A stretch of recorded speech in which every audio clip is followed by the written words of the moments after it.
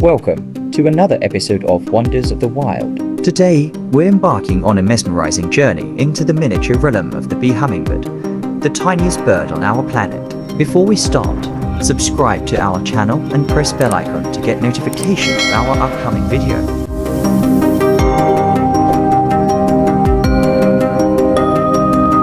Did you know that the bee hummingbird measures just 2 to 2.4 inches in length? That's smaller than a ping pong ball. Join us as we unravel the secrets of their iridescent plumage and witness their acrobatic maneuvers, defying the laws of physics in their quest for nectar.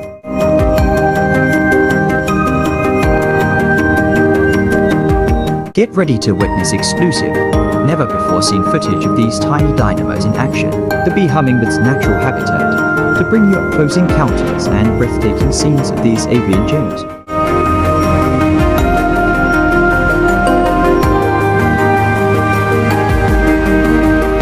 But wait, there's more.